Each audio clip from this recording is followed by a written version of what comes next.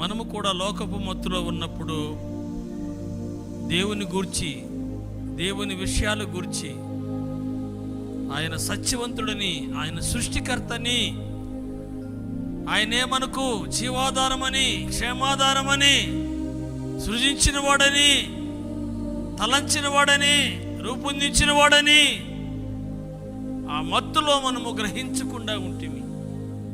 గ్రహించేవాడు ఒక్కడును కూడా, నీతిమంతుడు లేడు, ఒక్కడును లేడు. గ్రహించేవాడు కూడా అది గ్రహించలేనంత మత్తు. అది మత్తు అనంటే మనము గ్రహించలేకపోయిన మత్తు. అది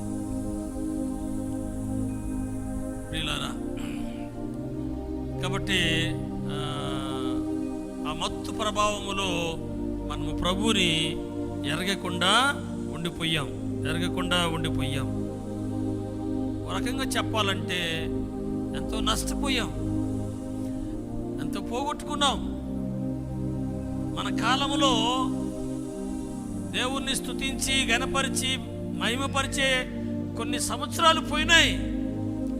ఒక వ్యక్తి 15వ ఏట నుంచే ప్రభుని నమ్ముకొని దేవుణ్ణి గొప్పగా భూమి మీద మహిమపరిచే అవకాశాలు దొరుకుతాయి. కొంతమందికి 25, 35, 45 ఏళ్లకు దొరుకుతాయి.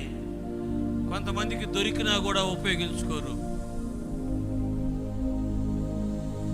అంటే మనం పోగొట్టుకున్న కాలాన్ని బట్టి పరితపించాలి. అయ్యో, నేను ఇంకా మిమ్మల్ని ముందుగా ఎరుగునుంటే, నేను నా యవ్వన వయసులో మిమ్మల్ని తెలుసుకునుంటే, మిమ్మల్ని ఎంతగా కనపరుచుందును ప్రభువా, నిన్ను ఎంత గొప్ప చేసిందును ప్రభువా, నా లెక్కలు ఎంత గొప్పగా ఉండు నీ రాజ్యంలో అనే తలంపు వస్తూ ఉంటుంది దేవుని బిడ్డలకి. మీకు ఎవరికైనా వచ్చిందా? వచ్చింటే ఒకసారి అల్లు చెప్పండి. ఎవరికైనా వచ్చిన్నవాడు, నేను తలంచేవాడిని, నేను ప్రార్థించేవాడిని, అయ్యో నేను పోగొట్టుకున్నాను ప్రభువా అని. నేను ఇంకా ఆశ ఉన్నా కూడా ఆ కృపా సమయంలో దొరికింది. అంటే మనము అలా తలంచినప్పుడు దొరికిన సమయాన్ని సద్వినియోగం చేసుకోగలుగుతాము. పోగొట్టుకున్న సమయము ఎరిగి దాని వాల్యూ, దాని విలువ గుర్తించినప్పుడు ఇప్పటి కాల సమయాన్ని సద్వినియోగం చేసుకోగలుగుతాము.